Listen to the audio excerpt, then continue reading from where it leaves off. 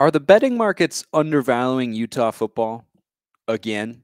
We'll discuss today with Carter Bahns of beaverblitz.com. Let's go.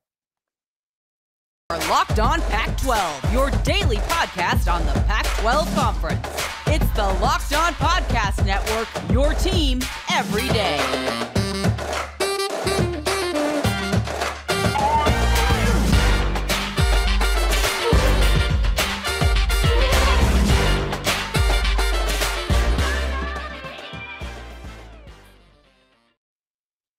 Welcome, everybody, to another episode of Locked On Pac-12. I'm your host, Spencer McLaughlin, D1 play-by-play broadcaster. Thanks for making this your first listen or your first view if you're watching on YouTube every day, part of the Locked On Podcast Network, your number one source to stay up to date with all things in the Conference of Champions. I'm joined today once again by Carter Bahns, a senior editor and writer at beaverblitz.com. We will get to some Beavs talk, but we're going all around the conference today. Carter, welcome back to the show, my man.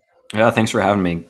Fired up to talk Pac-12 as a whole. I know last time we were just talking Oregon State spring football. So there's a lot of very interesting storylines coming out in the Pac-12 right now as these betting odds are released. So it'll be good conversation. Very much so. All the odds that we're discussing here, of course, provided here at the Locked On Network by BetOnline, which is where the game starts. But let's start right off the top with what I thought was the biggest surprise when looking at these Pac-12 championship favorite odds for football in 2022. And that's Utah is down there at third. And Kyle Whittingham is in season 18. He is as consistent of a coach as there is in the country, and certainly one of the longest tenured, maybe the longest tenured coach. I don't have that stat in front of me, but 18 years is what he's going on here in 2022.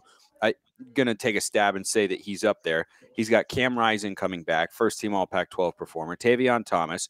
You know they're going to be good on defense every year, even though they've had some key losses. And yet, according to the odds makers right now, they are behind both Oregon and USC to win the Pac-12 championship in 2022. Are we undervaluing the Utes again? It seems like that's a continual trend with Utah just generally. So they're just going to be underrated time and time again. They're like Batman Begins in the Christopher Nolan trilogy. They're always there, really good. Every time you watch them, you realize, oh, yeah, they are really good. Yeah, no, that's fantastic. But it's the other two that always end up getting all the attention. Like, why is Utah undervalued here? That's it's a good question. I mean, obviously they lose Devin Lloyd, Britton Covey, two of kind of the staples in this conference on their respective sides of the ball the last few years. But there's nothing about this Utah team that comes back that tells me, oh yeah, this team's going to take a step backwards. You know, like Kyle Whittingham, as you mentioned, being the longest tenured coach in the Pac-12, like this is a guy who knows how to maintain program stability, how to mesh newcomers with those who are coming back, how to bounce back from down years, and how to maintain success. Like he is, in my opinion, the best coach in the Pac-12, and I think he has one of the better rosters in the Pac-12 as well this year. So I agree with your sentiment there that Utah is undervalued. I just don't know that. I just don't see any reason to move them below anybody else when they just won the conference last year pretty much in dominant fashion. I mean, their one loss in conference play was to Oregon State. They beat Oregon twice, manhandled them actually twice at the end of the season, and played pretty well in the Rose Bowl against Ohio State in one of the best Rose Bowls of all time. I just don't know how you look at that team and say, yeah, they're going to be noticeably worse this year than last year. I just don't think any of the other teams that are ahead of them on this list we're looking at, Oregon and USC being those two, I just don't see how those two squads have done anything to elevate themselves above this Utah team. I think the reason that, at least I would imagine, that they're where they are in terms of the odds is that you lose guys like Britton Covey and Devin Lloyd. It's going to have an impact, but I expect them to be able. It's not like they haven't been recruiting at the same level over the last several years, right? I mean, they have other talented players on that roster. They don't have another Devin Lloyd or another Nephi Sewell per se, but I think Covey is a guy who made his mark arguably more on special teams than he did in the passing game. I mean, he is a, nice, reliable third down slot receiver who you can look to that is going to work on those short to intermediate routes, a Julian Edelman type player. But I don't think that Cam Rising was dependent on it. I never watched Cam Rising play the quarterback position and feel like, boy, if Britton Covey weren't on the field, he just wouldn't be able to make good throws. Or if he didn't have so-and-so, then it just wouldn't work.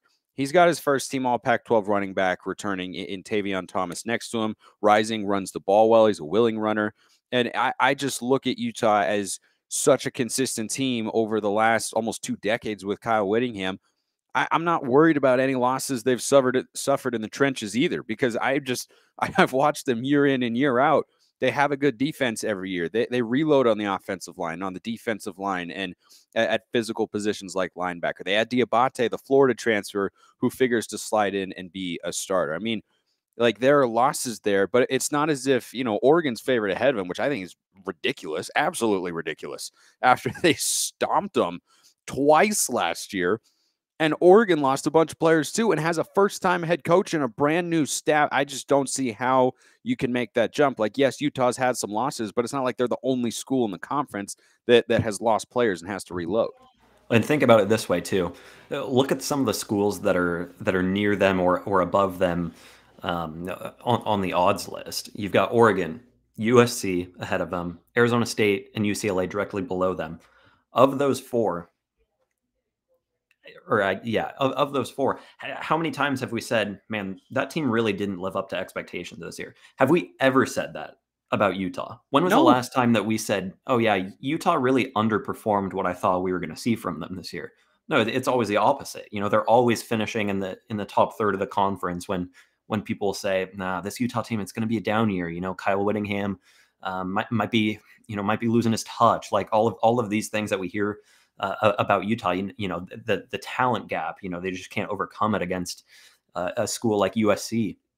No, like these storylines every year just get flipped on their head. Like we have never seen Utah underperform in this conference, and they've been here for a decade now. They're the ones who are always creating chaos. They're always the reason that USC is finishing lower in the South than people thought. They're the reason that Oregon isn't winning the Pac-12 title every year. I just think it's kind of silly that we're still doing this 10 years later and saying, nope, this is the year USC is gonna take care of business. Like, no, I just don't see it. Like, they have to prove it. To your point about Oregon, I don't know that Dan Lanning coming in and Bo Nix coming in and taking over at quarterback is enough to convince me that the Ducks are going to, jump a Utah team that obliterated them twice in the span of a month last year. There's just not enough there to me to make any of this make sense. Yeah, I'm with you there, and I understand from a certain perspective, because you have to factor in that odds books are trying to make money, right? So if you put a big brand like USC up at the top and you give them some really low odds, you're probably going to get a ton of bets on it, even though it's not super likely to hit here in year one. So that's a consideration, but it's worth discussing because it's still a starting point for how people who are studying the game and are paid to get this sort of stuff, at least generally speaking, right, are viewing these teams, and whether or not we see it as an accurate reflection, which of course at this point we don't. I think some of them are, or most of them, frankly, are about right. I think you have Oregon that high because they are going to be the clear favorites in the Pac-12 North, something we'll get to a little later here on the show. But we'll get Carter's thoughts here on USC being a 2-1 favorite, whether or not they could actually come out of the South and win the Pac-12. But first, we'll remind you that this episode is brought to you by Built Bar. Imagine dipping your finger into that plastic tub of birthday cake frosting and then opening your eyes and realizing it was only 150 calories and 16 grams of protein. That's what it's like to eat a birthday cake puff from Built. I have had them. They're absolutely amazing. They don't disappoint, much like Utah football, frankly. Never underperforming, never disappointing. They are absolutely amazing. You can go to Built.com, use promo code LOCK15, get 15% off your order. That's promo code LOCK15 for 15% off your order of puffs or regular amazing Built bars at Built.com. USC a 2-1 favorite. And, them being on top is one thing. Them being 2-1, I think that's asking a lot of Lincoln Riley, and I understand that the market valuation is playing into that, and how much fans are going to bet. I understand that. I still think this is way too high because USC has a lot of talent that they have brought in, a lot of talent. The best transfer portal class in the country, I believe, best or second best. It's mostly been at a 7-on-7 position on the offensive side of the ball, right? It's quarterbacks and wide receivers and running backs as well, which matters. There's no doubt about that. It's going to help Lincoln Riley score points, but you do have to have good offensive line play, and you have to be able to stop teams like UCLA, who put up 62 in the Coliseum a season ago. I mean, USC scored plenty of points. They had 33, but if you allow 62, it doesn't really matter very much. So what do you make of USC being the top favorite there, and how likely do you think it is that they could potentially come out of the South in Lincoln Riley's first year? Well, you mentioned the struggles in the trenches. I mean, look at what happened against Oregon State last year. The Beavers go down to the Coliseum having not won there in about 60 years, and they just completely manhandle them at the point of attack. It's an offensive line at USC that really hasn't even been remotely good in the last few years. I mean, it's been one of the worst groups of its kind in the Pac-12. And as we know, in college football in particular, it all starts on the line of scrimmage. It doesn't matter how great of a running back you have or, how good your linebackers are. If your lines struggle, you're going to be in for a long season. We've seen that at Oregon State. I see it firsthand covering Oregon State. The defensive line there it's held this team back. I just don't think that Lincoln Riley has approached that position in particular enough via the transfer portal, as you were saying, to make tangible differences in year one. Obviously, bringing in Caleb Williams and all sorts of other impact transfers they're going to be better this year than they were at any point under Clay Helton. I'm pretty confident in that. But to see them where they are as far as the betting lines go, I just don't. I think it's the Lincoln Riley factor. USC's been in the headlines. Lincoln Riley, widely regarded as one of the best coaches in college football right now. That's going to create all sorts of excitement. And with that excitement comes, I think, expectations that might be a bit lofty. I have no doubt in my mind that, 2-3 years from now, USC is going to be back and, steamrolling the conference and in the college football playoff conversation on a yearly basis. But let's be honest, every rebuild, regardless of the stature of your program, the talent that you have, it takes a little bit of time to establish yourself and get things rolling again. I think the transfer portal will help Riley, maybe get to that point quicker than he might have been able to a couple of years ago. The ability to bring in a Caleb Williams or a former 5-star wide receiver, that's going to accelerate the process. But to do all of that in the span of 9 months, I just don't quite see it.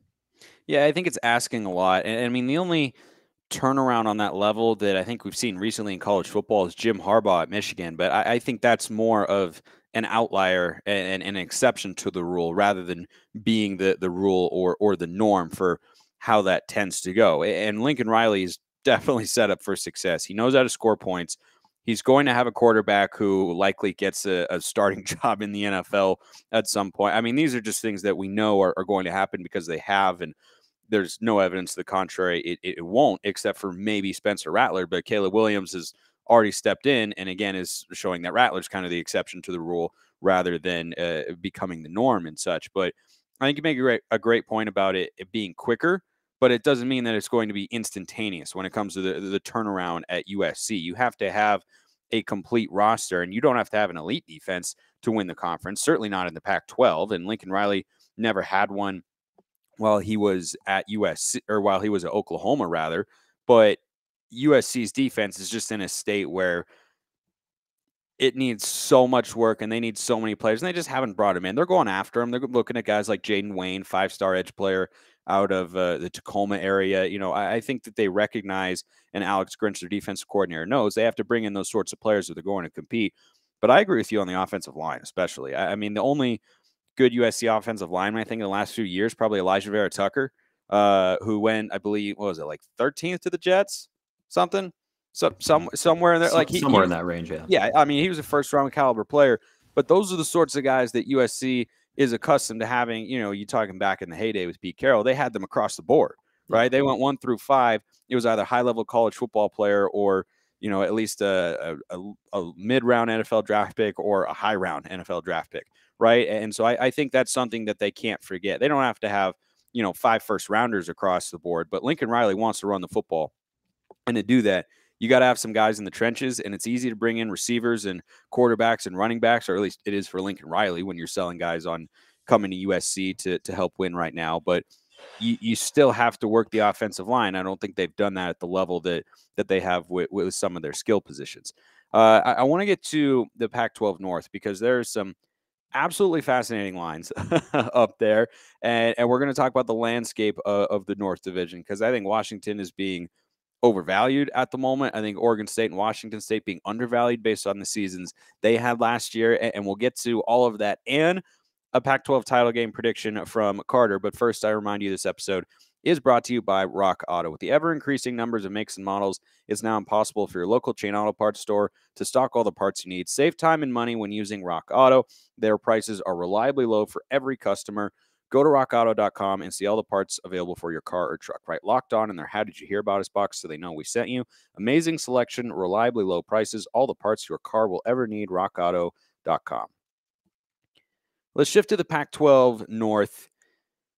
What do you make of it? Just at the time, I mean, the odds I think right now are a little ridiculous. Washington 11-1, ridiculously overvalued. They have got a long, long ways to go. Oregon State at 40-1, Wazoo 33-1. That's to win the Pac-12 conference, which of course starts with your division. But what do you make of the landscape right now? I think Oregon's the clear favorite, but I don't think Oregon State and Washington State are really that far behind. Yeah, I mean, obviously, it's been the same story every year. Oregon's going to be there. They're going to be the one to beat. Everybody's just kind of playing for second place according to everybody who puts out odds and all the sports books out there. For their purposes, it's always, who's going to finish behind Oregon. Oftentimes that is the case. There have been years where, Washington surprised people. Stanford obviously had their years of dominance in the peak David Shaw era. But I think for the most part, these look right. I mean, Oregon, I can't justify putting anybody above them. I can't really justify putting anybody lower than Cal and Stanford at the bottom. But I think it is the middle ones, the middle 3 teams that surprise me a bit. Seeing Washington pick to finish second. I think that's way too. I want to push back on something you said there real quick. I could justify putting Cal or Stanford above Washington. I think the Huskies are in a total rebuild. They've got not a lot. They lost 2 NFL caliber corners. Now they historically have been able to reload at that position, but you lose 2 NFL caliber players from your defense. You don't know who your starting quarterback is going to be. You're in this weird in-between phase of, do you go with an experienced guy like Penix, who you brought in and presumably will start, or are you going to let Sam Heward play and grow as the program starts to rebuild? You have a first-year head coach. I just don't think they have enough to be I kind of like Stanford more than them, and Cal, you never know. They've had a couple good years and some good moments under Justin Wilcox, but haven't put it all together, save for maybe their 8-win season. So that's the only area of disagreement there. But I agree, Cal, Stanford, probably at the bottom. I just put Washington in that group. Yeah, I think the one thing for me that maybe the reason I see Washington as being more of a contender than a Stanford or Cal is I think they've identified their weaknesses. They identified what went wrong under Jimmy Lake, and they've done their best to rectify that. I think bringing in Kalen DeBoer, obviously it wasn't a flashy hire. He wasn't getting the headlines that a Lincoln Riley was, that's for sure. But he fits that system. He fits Washington very well. He led a couple of very good teams at Fresno State. Built a really, really successful offense there. And obviously offense was the issue for Washington over the last year or two. I think he's a guy who could go in and, we talk about rebuilds taking time. It's going to take a few years for Washington to get back to justifying being picked to finish second in the North, for sure. But I think Kalen DeBoer has the ability to turn that offense around and at least make them somewhat competitive on, within the conference landscape. I think they will probably finish closer to a fourth in the North than a second. But I don't know. I feel like I've been very high on that hire. So that's probably, why I see them as more of a third or fourth place team than you might. But no, I mean, there's no reason that they should be picked to finish second and No quite way. frankly, head and shoulders above Washington State and Oregon State when you look at the odds.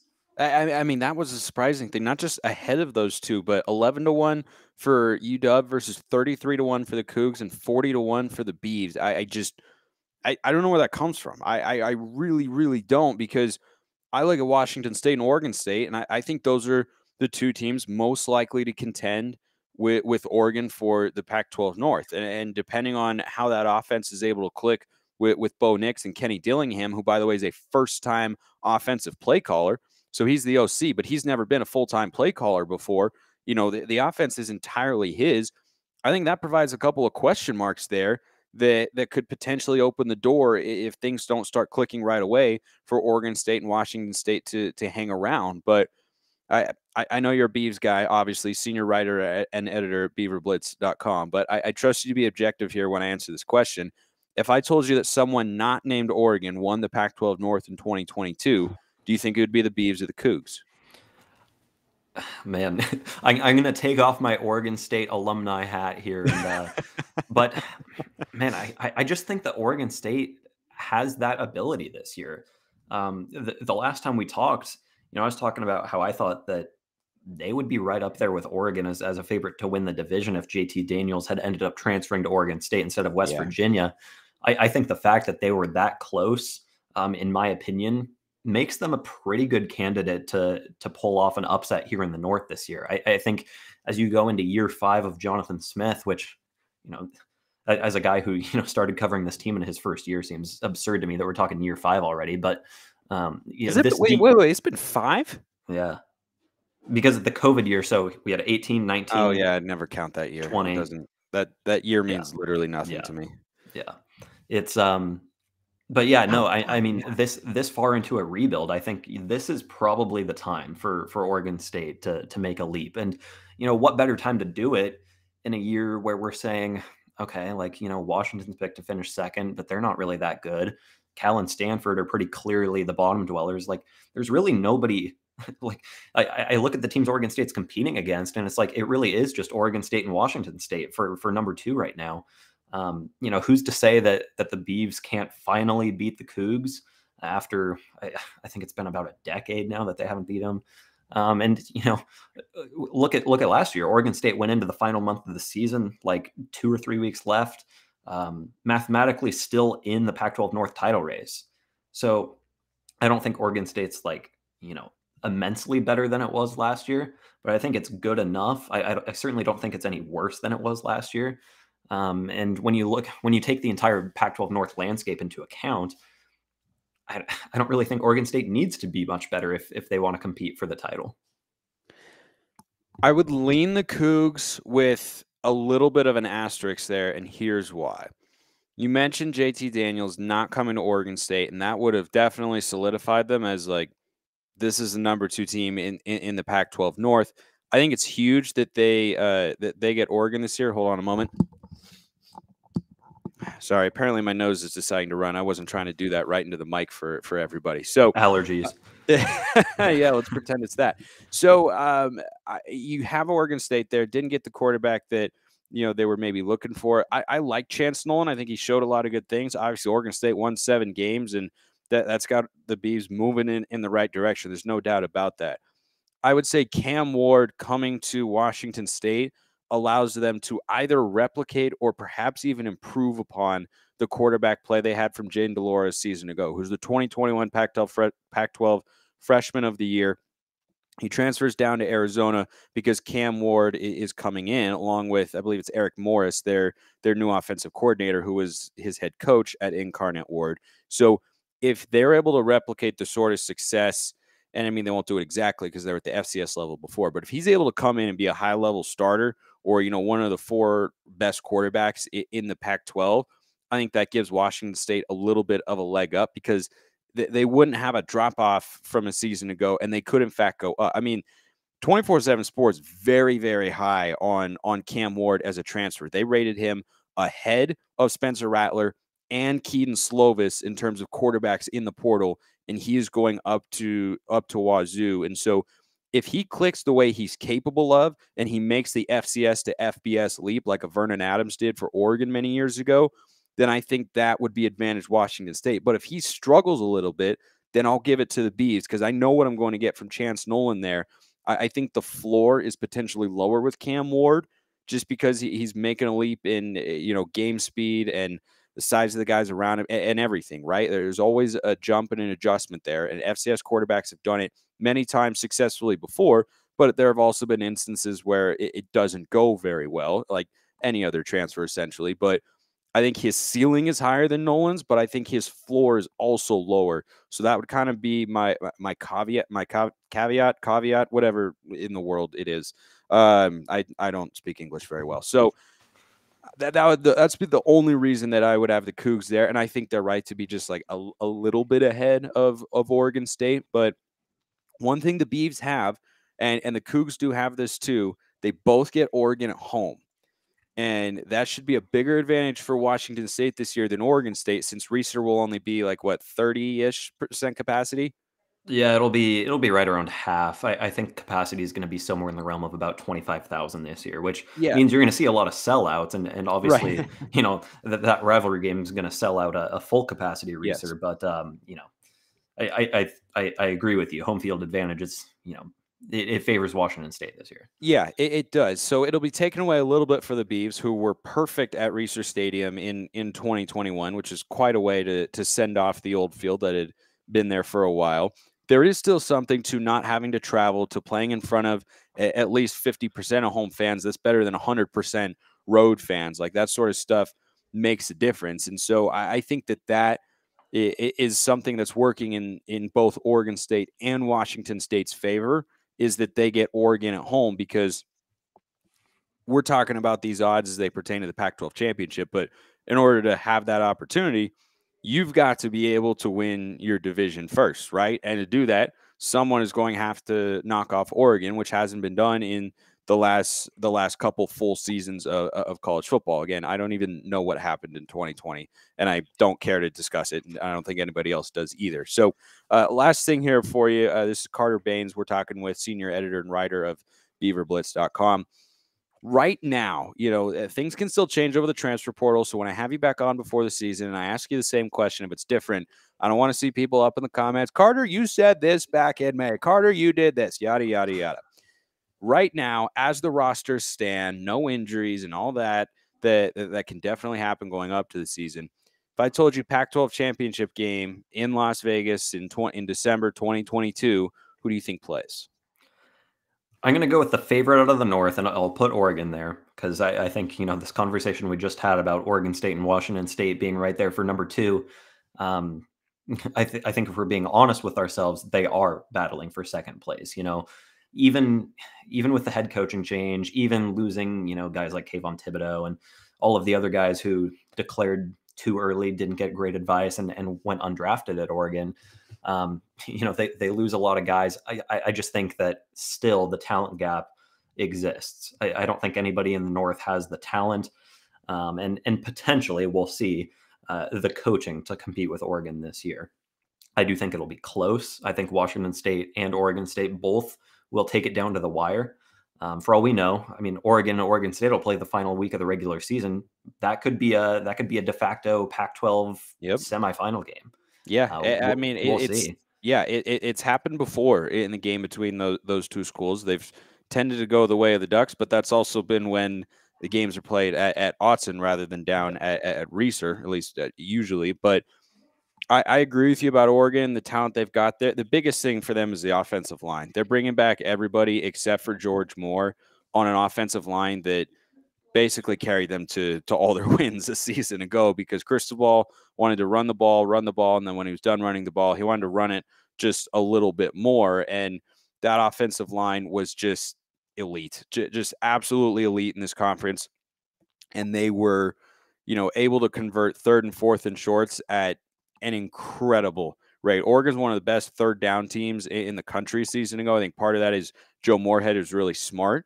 And so that'll be an adjustment for the Ducks with Kenny Dillingham as the OC. Like, is there a significant drop off there? I always liked Moorhead. I thought he was really, really clever and wanted to be more explosive. But I think that Anthony Brown just wasn't the quarterback to be able to do that consistently. But the other reason they were good on third down is you gave Oregon a 3rd and 3. They're going to run the ball with Travis Dyer, Byron Cardwell between the tackles, or CJ Verdell before he got hurt, and they were going to pick it up. So Oregon out of the North. Did you say who came out of the South and I missed it, or did we not get there yet? No, we didn't get there yet. I'll add one more thing on. I want to add one thing on Oregon first, though. It's what I think should scare the conference a little bit is Mario Cristobal got the ball rolling on the recruiting side. You bring in a guy who can actually coach X's and O's. I mean, no offense to Cristobal, but let's be honest, he wasn't a great in-game coach. If Dan Lanning turns out to be an incredible X's and O's coach, which I think he could be, that's the combination that gets Oregon to the next level, having the talent in addition to somebody who can make the most of it. But out of the South, I'm going to go Utah. We talked about them a bunch to open the show. There's no reason in my mind that they shouldn't be the favorite in the South. There's no reason they shouldn't be a favorite to win the conference as a whole.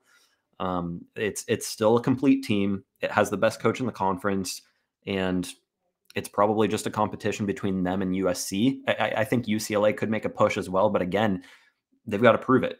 The expectations have been there under Chip Kelly, but they still haven't really broken through. So I think, I got to go with a team that's showed me year after year that they can get it done, and I'll go with Utah there. So an Oregon-Utah rematch. That's a matchup that I think Oregon fans, I don't know, you can speak for them better than I can with your experience there, but I would imagine Duck fans would be thrilled to see that, to get a little revenge. I imagine that I haven't posed the question or engaged with Duck fans extensively about it. My theory, based on my experiences with them and knowing them how I do, they would jump at the opportunity hesitantly to see a different X's and O's coach go at Kyle Whittingham, who is certainly the longest tenured and most proven consistent coach in this conference as of now. Lincoln Riley might become the best coach in a couple of years, but I think to do that, you have to have the best roster that is in front of you, and he does not right now. I think that's pretty clearly Oregon or Utah. So right now, I'm with you. I don't think we can predict a winner. There's just so many things that have to factor in that we don't know. How are they playing going into the game? Who's hurt? It's just there's a bevy of things there. So we'll leave it there today. Carter Bahns, he's a senior editor and writer at beaverblitz.com. You can follow him at Carter Bahns on Twitter. For those of you listening, that's CarterBahns. I'll drop that in the episode description. Carter, great to have you back. You will be a recurring guest here on the show. Always enjoy your content, man. Thanks for having me. Can't wait for people to start trashing my predictions here, but that's how things work this far into the off season. That is exactly how it works indeed, and that's what we're here for. I appreciate all of you listening or watching. I will see you next time, and have a wonderful